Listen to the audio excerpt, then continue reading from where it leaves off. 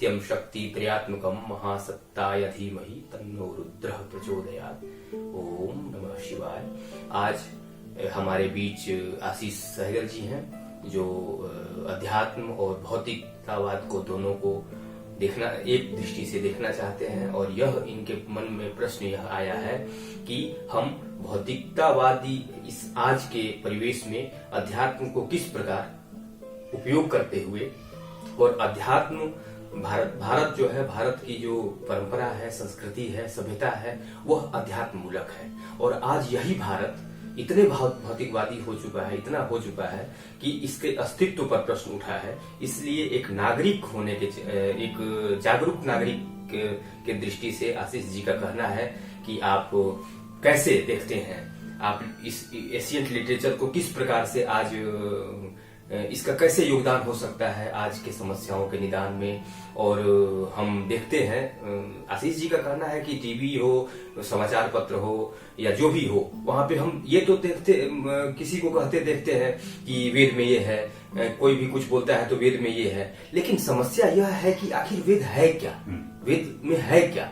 इस प्रश्न को लेकर के इनके मन में बहुत दिनों से ये बात चल रही है, क्योंकि हम रेफरेंस नहीं देते। हम कोई कहीं भी कुछ बोलता है और किसी चीज पे बातें करता है तो वो फट से कह देता है कि वेद में ये बात है, लेकिन हमारी जो जनता है वो हनुमान चालीसा भी नियमित ढंग से अपने जीवन पद्धति में उतारी नहीं हुई है। इस कंडीशंस में ये एक कंट्रोवर्सी हो जाता है कि आखिर हमारा अस्तित्व क्या है, हमारे लिटरेचर हमें क्या सिखाते हैं और हमारी परंपरा क्या है।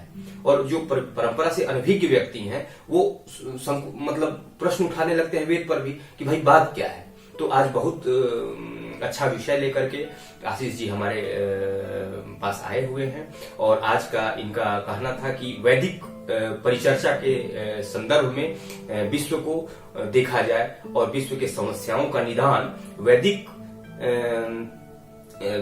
लिटरेचर के माध्यम से कैसे हो सकता है। जलवायु की बात हो रही है, आतंकवाद की बात हो रही है, घर घर में ये छोटे छोटे परिवार विखंडित होते जा रहे हैं। क्या हम ऐसा कुछ कर सकते हैं कि वैदिक लिटरेचर के अध्ययन से, वैदिक लिटरेचर के प्रचार प्रसार से हम इस समाज को, क्या हम उस त्रेता और द्वापर में ले जा सकते हैं?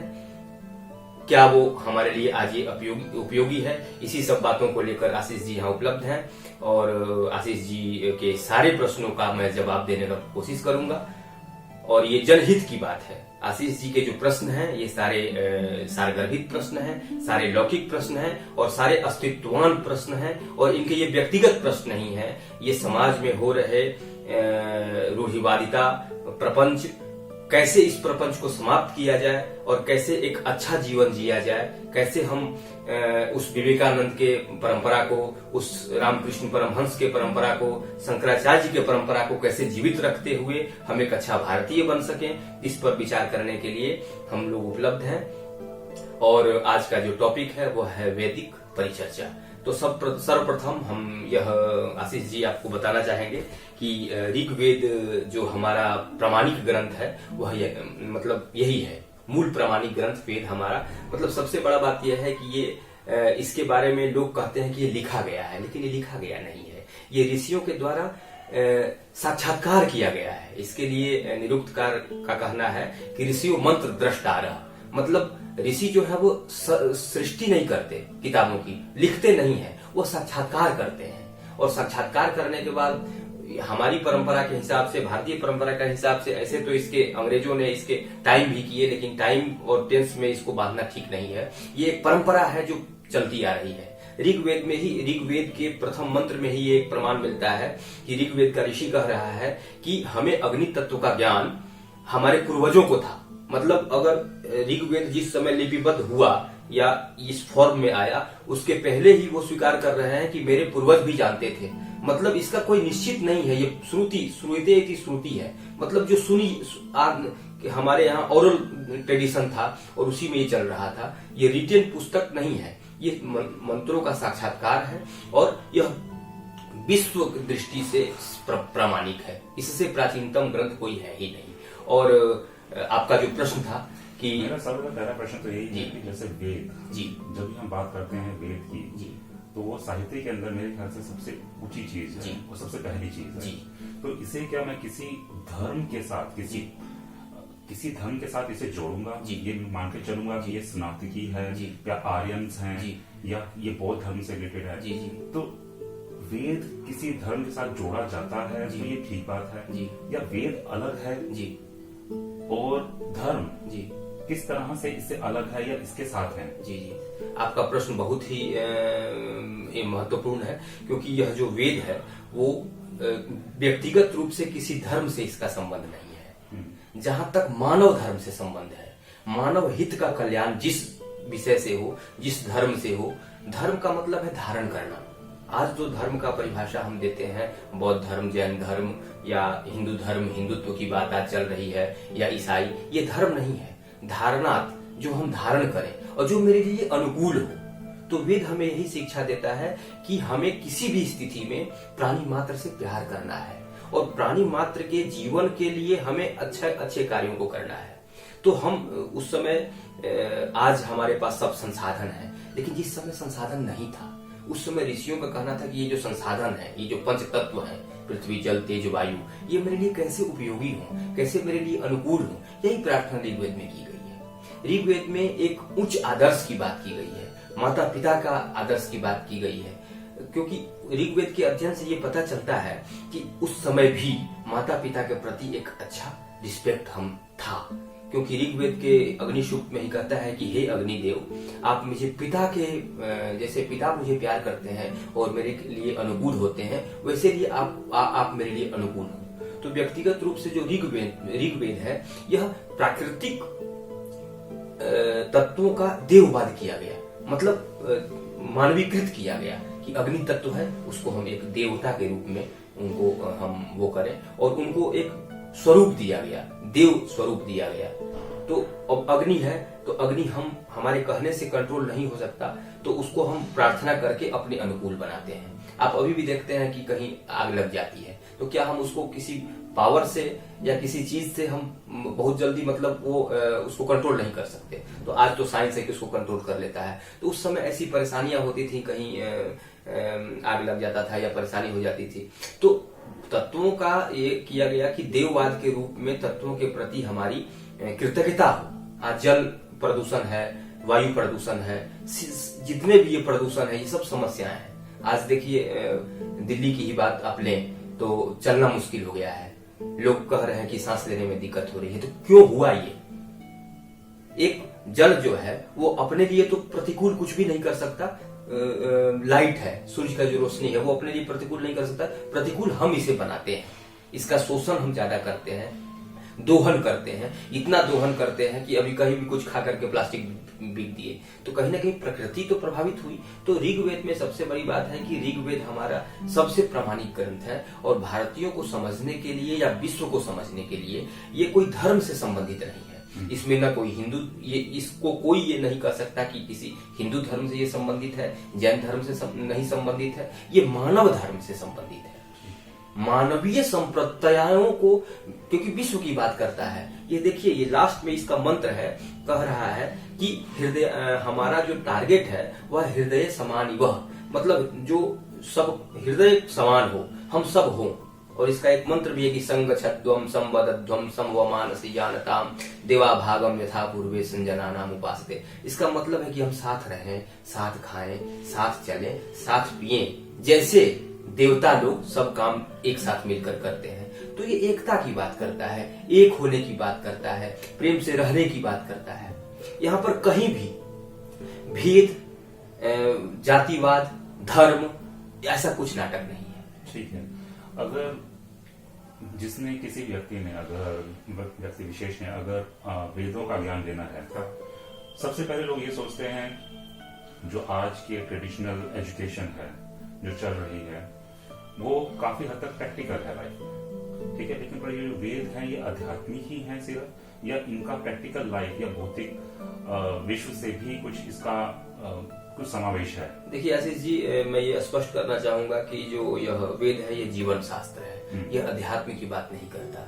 यहाँ पे हर एक मंत्रों में कहा गया है कि मेरे लिए पुत्र हो, मेरे लिए धन हो, मेरे लिए जीवन अच्छी हो। तो टोटली ये मतलब जीवन की बात करता है, ये जीवन शास्त्र है। हमारा अच्छा जीवन हो, हम दीर्घायु हो, हम बहुत बलवान हो, हमारा पुत्र बलवान हो, इसमें विवाह सूक्त है, इसमें संज्ञान सूक्त है, इसमें पुत्र, यहाँ तक कि हम पुत्र का जो पुत्र होने के पहले और पुत्र होने के बाद की सब बातें की गई हैं। यहाँ तक की गई हैं कि आज इतनी प्रॉब्लम है कि पुत्र का उत्पन्न नहीं होना या बाल बच्चा नहीं होना। यहाँ तक यहाँ पर एक मंत्र में है कि यदि किसी का मतलब जो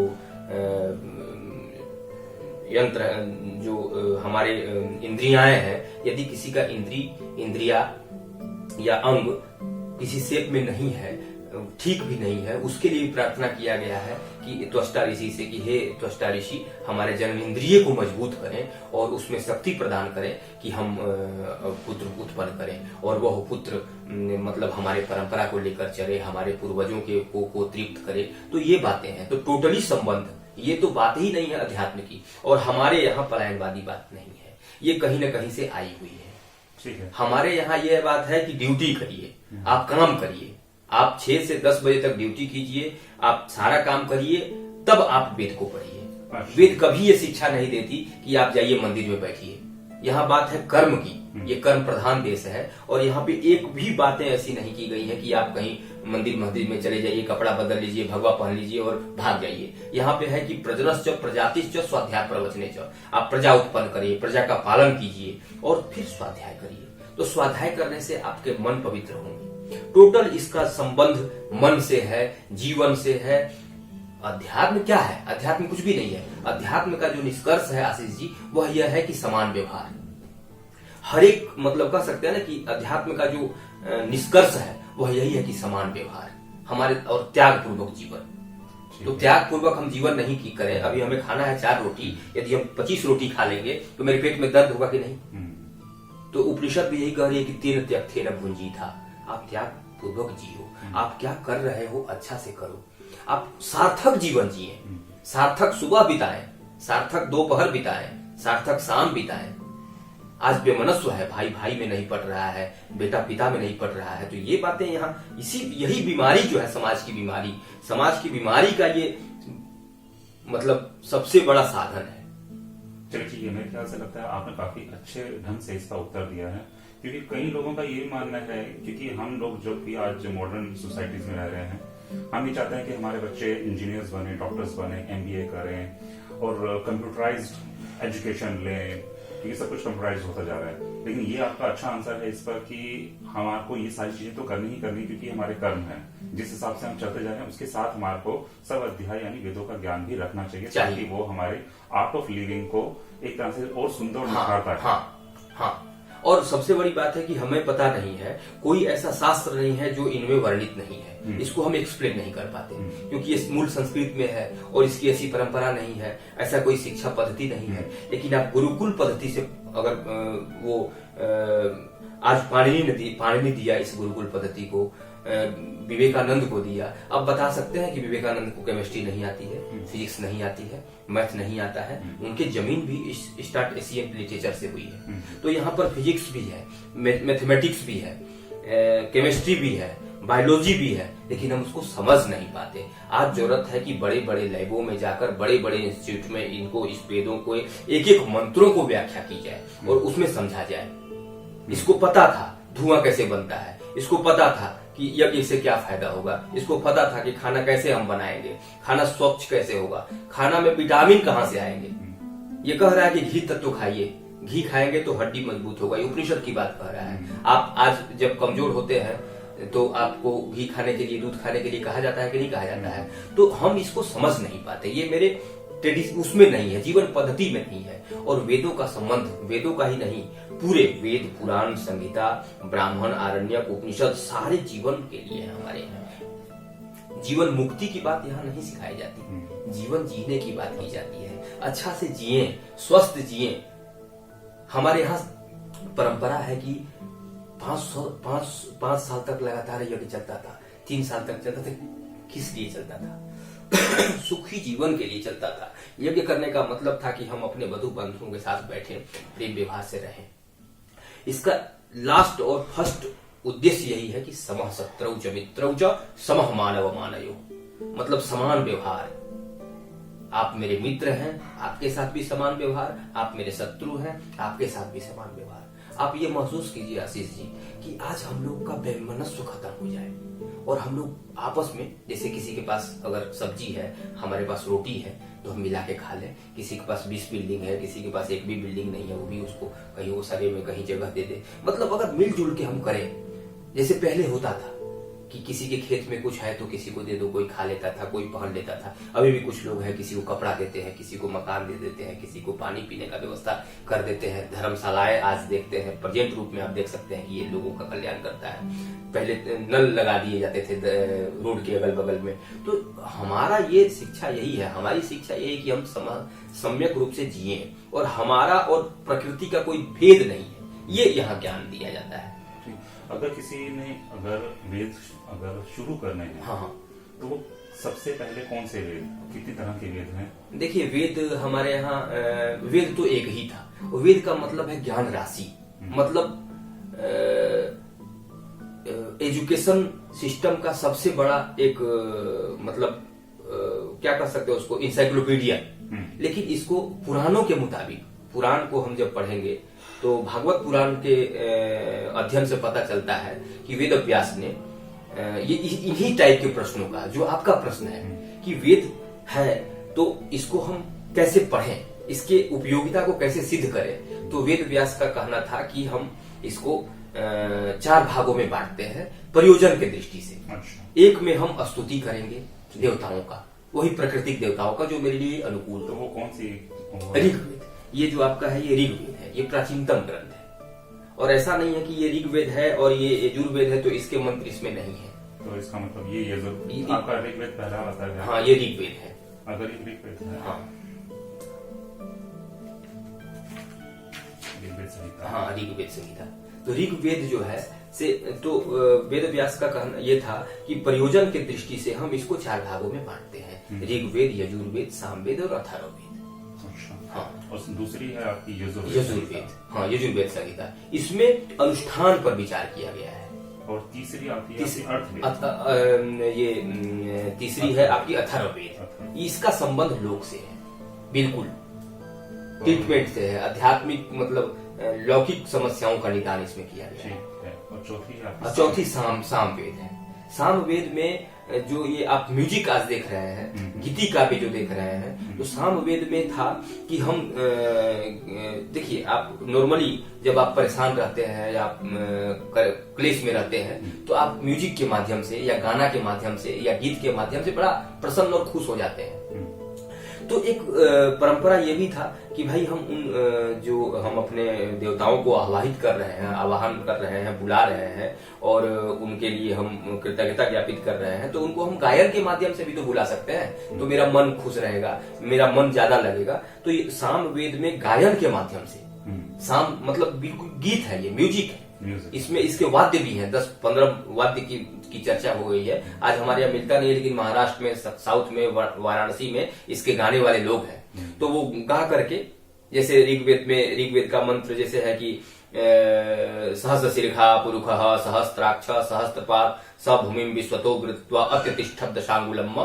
तो अब हम कहें ना कि सहस्त्र शीर्षा, तो उसमें सहस्त्र शीर्षा मतलब उसमें यहाँ पे बहुत वैज्ञानिक है, इसके भाषा विज्ञान के दृष्टि से, लिंग्विस्टिक्स के दृष्टि से तीनों वेद का, आशीष जी आपको आश्चर्य होगा कि तीनों का उच्चारण अलग अलग है। अच्छा। तीनों का इसका स्वर में ऐसे होगा, इसका ऐसे उच्चारण करेंगे और उच्चारण पर फल है। आप विश्वास नहीं करेंगे, हमारी भारतीय परंपरा मानती है कि वेदों के उच्चारण से ही फल मिल जाता है, ध्वनि से।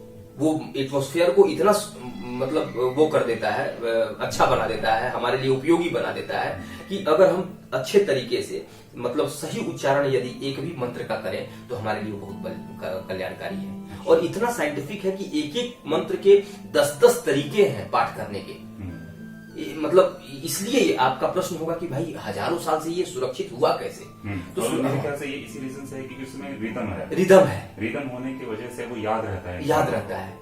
और यही एक साइंटिफिक रीजन भी है कि शायद कहीं कहीं छोटे छोटे बच्चों को या बड़े लोगों को हजारों गाने याद रहते हैं, गानों की लिरिक्स याद रहती हैं, क्योंकि वो उसमें रिदम होता है, एक म्यूजिक होता है। अदरवाइज अगर वो नॉर्मल ढंग से पढ़ा जाए तो वो गाने कभी भी याद नहीं रहेंगे। तो एक तर्ज है, एक शैली है, और एक एक मंत्र के 10-10 शैली बनाए हुए हैं कि तुम इसको ऐसे पाठ करो, तुम इसको ऐसे करो, तुम इसको एक ही वर्ड को, मतलब संस्कृत में ऐसा है कि जैसे मतलब हम कहते हैं ना कि हम जा रहे हैं, लेकिन वहां पे अहम गच्छति गच्छति अहम दोनों कह सकते हैं। वर्ड इधर से भी उधर का एक्सप्लेन कर देगा, वर्ड इधर से भी उधर का एक्सप्लेन कर देगा। तो अब जैसे है कि रिपीट होता है, यहाँ जो पाठ हम करते हैं उसमें जैसे कि सहस्र सिरखा, सहस्र सहस्र सहस्र, फिर सिरखा सिरखा सिरखा, पुरुषः पुरुषः पुरुषः, मतलब बहुत तरीके हैं इसके, 10 तरीके तो प्रमाणित तरीके हैं। इसीलिए आपका प्रश्न बहुत अच्छा था कि ये सुरक्षित कैसे रह पाया, हजारों साल का यह जो हमारा चिंतन है ये सुरक्षित हुआ कैसे? तो ये हमारी जो जनमानस आज भी, आप भले वेद नहीं पढ़ते, वेद नहीं बोलते, वेद की बातें नहीं करते, लेकिन भारतीयों का जीवन पद्धति वेद से पृथक नहीं है। अच्छा। हम और विवेकानंद भी कहते थे कि भारतीयों को यदि बुलाना हो तो कैसे बुलाएंगे। उनकी किताबों को आप देखेंगे, मैं कभी समय मिलेगा तो आप चर्चा करेंगे उस पर। विवेकानंद का कहना था कि इन भारतीयों को 2 ही तरीके से हम पुकार सकते हैं या संबोधन कर सकते हैं, वेदांती या वैदिक। इसको हम और लैंग्वेज से नहीं, विश्व को, खासकर भारतीयों को हम मतलब कैसे बुलाएं, कि कैसे संबोधन करें? तो कहते थे कि ये वेदांती है, ये वैदिक है। मतलब इनको संबोधन ही करने के लिए वैदिक था। और वेद और हमारा संबंध पुराना है, बहुत पुराना है। आज हम उठते हैं, बैठते हैं, माता पिता के साथ भोजन करते हैं, भाई के साथ अच्छा व्यवहार करते हैं, टोटली ये हमारी वैदिक संस्कृति है। हम इस संस्कृति में जैसे नहीं होता है कि जल में से शीतलता गायब नहीं कर सकते, वायु से उसका उसमें जो शीतलता है वो भी गायब नहीं कर सकते, हीट से उसकी उष्णता गायब नहीं कर सकते। तो भारतीयों का जीवन पद्धति और वेद को अलग नहीं किया जा सकता। आज भी यह सुरक्षित है। आपको आश्चर्य होगा कि जो बात वेद में होता है वही बात लोक में भी होता है।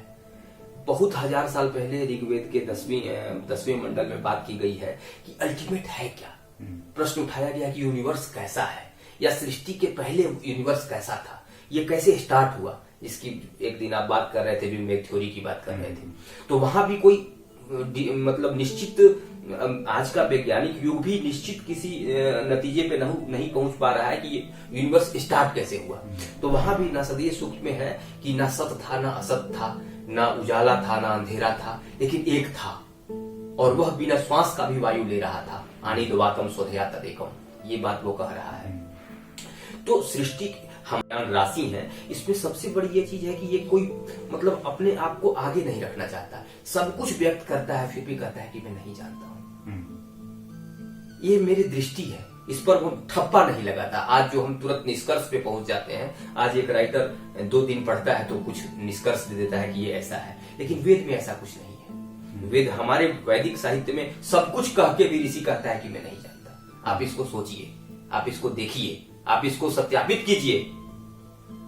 भारतीय राइटर जो है वो चैलेंज करते हैं एक दूसरे को। हमारी परंपरा क्या है, ऐसा नहीं कि हम कुछ लिख लिए आप मेरा रख लीजिए, नहीं, तुम मुझे इसे चैलेंज करो। और इसी का उदाहरण विवेकानंद पेश किए वहां जाकर के, कि हम जो बोल रहे हैं वो कोई हवा में नहीं बोल रहे हैं, आप ले लीजिए या स्वीकार कर लीजिए, ऐसी बात नहीं है। आप लॉजिकली, साइंटिफिकली सिद्ध कीजिए। आज विश्व में कोई ऐसा पैदा नहीं हुआ है जो ऋग्वेद के एक मंत्र के जो कथन है उसमें, जो उसमें निहित वैज्ञानिकता है, आध्यात्मिकता है, भौतिकता है, जीवन दर्शन है, उसको कोई कहे कि भाई ये ठीक नहीं है। आज हम तो आवाहन करते हैं विश्व को। हमारे यहाँ एक मंत्र भी है कि उसमें कहा गया है कि मतलब विश्व आए और यहाँ पढ़े, यहाँ जिए और मुझे देखे। मैं तो चाहता हूं कि भारतीय लिटरेचर को आज भी व्यक्तिगत रूप से इसे हमें अध्ययन अध्यापन करना चाहिए। इसकी सबसे बड़ी खूबसूरती यह है कि ये आपके मन को प्रसन्न करता है और इसमें क्या नहीं है। आज जरूरत है, आप फिजिक्स की बात करेंगे तो फिजिक्स की जितनी अच्छी फिजिक्स की किताब में बातें नहीं हुई है उतनी यहाँ बातें हुई हैं, केमिस्ट्री की बातें हुई हैं। आप ये बताइए कि यदि कुछ नहीं है तो एक छोटा पौधा, आप प्रकाश संश्लेषण की दृष्टि से पढ़ते हैं कि पौधा सूर्य से प्रकाश लेकर के और अपना भोजन बना लेता है। आप प्रकाश को एक किसी पौधे को आप हीट दे दीजिए, वो भोजन आपका खा लेगा क्या? तो कहीं ना कहीं कनेक्टिविटी तो है वातावरण में, एक दूसरे से सब कुछ जुड़ा हुआ है। लेकिन हम मानव जो है ना, इससे हम अलग हो गए। आज सारे समस्याओं का आशीष जी जड़ है कि हम प्रकृति से दूर होते जा रहे हैं। आप प्रकृति के पास आइए ना।